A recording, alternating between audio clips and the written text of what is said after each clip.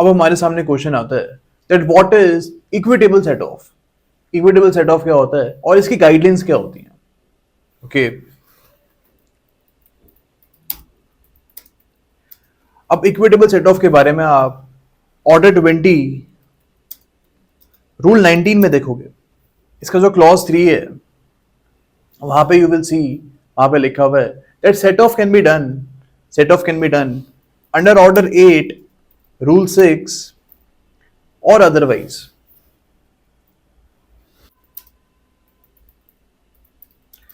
यानी या तो आप सेट ऑफ को ऑर्डर 8 रूल 6 में करवा लो या फिर कोई और मेथड से आप सेट ऑफ करवा लो।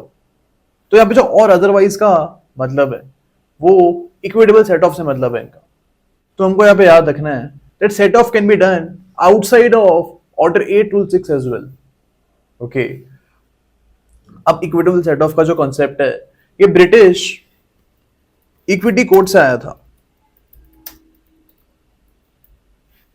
तो हमको यहां पे याद रखना है कि यूके से, ब्रिटेन से ये कॉन्सेप्ट आया था।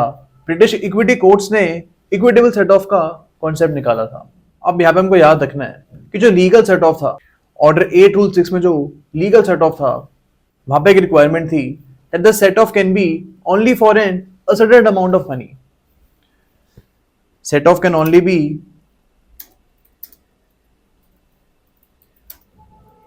For an a certain amount of, एक अनसर्टेन अमाउंट के लिए सेट ऑफ आप नहीं करवा सकते। यहीं पे हमारा इक्विटेबल सेट ऑफ आता है। Equitable set off can be claimed even for an a certain amount of money. But यहां पे एक रिस्ट्रिक्शन है। यहां पे जो अमाउंट ऑफ मनी आप क्लेम कर रहे हो it shall arise from the same transaction. For example A ने बी के अगेंस्ट ब्रीच ऑफ कॉन्ट्रैक्ट का केस कर दिया। ए बोलता है कि बी ने ब्रीच ऑफ कॉन्ट्रैक्ट किया है and that is why I want 10 lakh rupees from B. अब यहां पे हमको याद रखना है कि कॉन्ट्रैक्ट में सब मौजूद था। कॉन्ट्रैक्ट में लिखा हुआ था कि जो भी पार्टी ब्रीच ऑफ कॉन्ट्रैक्ट करेगी वो सामने वाली पार्टी को 10 लाख रुपीस देगी। अब बी यहां पे बोलता है that A had committed negligence. A ने यहां पे नेग्लिजेंस कमिट करी थी एंड इसके लिए बी ए से डैमेजेस मांगता है। अब यहाँ पे B is actually claiming an uncertain amount of money। यहाँ पे कोर्ट के डिस्कशन के ऊपर डिपेंड करेगा कि कितने डैमेजेस वो B को देता है। यहाँ पे कोई फिक्स्ड अमाउंट मौजूद नहीं है। ओके तो इन दिस पर्टिकुलर केस आप ऑर्डर 8 रूल 6 में सेट ऑफ नहीं करवा सकते। B यहाँ पे ऑर्डर 8 रूल 6 में सेट ऑफ नहीं करवा सकता, लेकिन यहाँ पे उसके पास इक्विटेबल सेट ऑफ का रिलीफ मौजूद है। बिकॉज यहाँ पे सेम ट्रांजेक्शन में B बोल रहा है कि इन्हें नेग्लिजेंस कमिट करी थी इसलिए मैंने ब्रीच ऑफ कॉन्ट्रैक्ट किया। सेम ट्रांजैक्शन में वो बात कर रहा है। यहाँ पे ऐसा नहीं हो रहा है कि बी बोल रहा है कि 2 साल पहले ए ने मेरे अगेंस्ट नेग्लिजेंस कमिट करी थी। यहाँ पे डिफरेंट ट्रांजैक्शन की बात नहीं हो रही है, सेम ट्रांजैक्शन की ही बात हो रही है। बी यहाँ पे बोल रहा है कि मैंने ब्रीच ऑफ कॉन्ट्रैक्ट इसलिए किया था because A had committed negligence against me. Okay तो in this particular case B has the relief of equitable set off. Okay तो ये दोनों के बीच में डिफरेंस है। अब इसके अलावा there are some other guidelines for equitable set off as well. यहां पे हमको याद रखना है that for equitable set off to apply the original claim must be for recovery of money. यानी इक्विटेबल सेट ऑफ जो है ये भी सिर्फ रिकवरी ऑफ मनी की केसेस में ही लगेगा।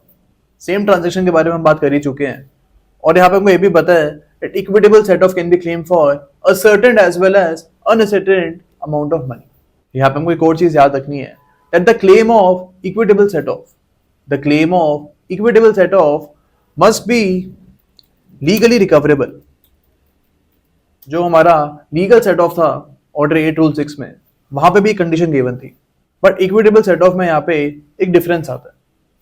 यहाँ पे गिवन है कि अगर एक केस में फिड्यूशियरी रिलेशनशिप है, if there is a fiduciary relationship in a case, then in that case even if the claim is not legally recoverable, even in this particular case equitable set off can be granted। अब fiduciary relationship क्या होता है? For example एक father और सन का relationship, या फिर एक टीचर और स्टूडेंट का रिलेशनशिप, यानी ऐसे रिलेशंस जहां पे एक ट्रस्ट फैक्टर गिवन है। तो यहाँ पे अगर दोनों पार्टीज फिड्यूशियरी रिलेशन में आती हैं तो यहाँ पे even if the claim is not legally recoverable, still यहाँ पे इक्विटेबल सेट ऑफ लग सकता है। लेकिन यहाँ पे हमको याद रखना है कि सिर्फ इतना ही अमाउंट रिकवरेबल होगा जितना ओरिजिनल क्लेम हुआ है सूट में। फॉर एग्जाम्पल ए ने बी के ऊपर 10 लाख रुपीस का क्लेम किया, 10 लाख रुपीस का सूट फाइल किया। अब ए यहाँ पे सन होता है and B is the father in this case. हमको याद रखना है कि original claim here is of 10 lakh. अब बी यहाँ पे सपोज 20 लाख रुपीस का इक्विटेबल सेट ऑफ क्लेम लेके आता है एंड ये जो अमाउंट है it is not legally recoverable. अब यहाँ पे इक्विटेबल सेट ऑफ तो लग जाएगा, इक्विटेबल सेट ऑफ तो यहाँ पे लग जाएगा, लेकिन सिर्फ यहाँ पे 10 लाख का जो अमाउंट है इस अमाउंट तक की आप यहाँ पे इक्विटेबल सेट ऑफ करवा सकते हो। यहाँ पे बी को 20 लाख रुपीस नहीं मिलेंगे, सिर्फ 10 लाख रुपीस ही यहाँ पे बी को मिल सकते हैं, बिकॉज ए ने यहाँ पे 10 लाख रुपीस का ही ओरिजिनल क्लेम किया था। तो यहाँ पे हमको याद रखना है that the claim of equitable set off will be allowed only to the extent of amount of original claim, यानी जितना ओरिजिनल क्लेम किया गया था केस में उतना ही आपको यहाँ पे इक्विटेबल सेट ऑफ भी मिल सकता है। ओके, तो ये कुछ गाइडलाइंस हमको याद रखनी है with respect to equitable set off. हमको यहाँ पे याद रखना है कि जो ये सारे पॉइंट्स हैं these were held in the case of Karamchand Thapad.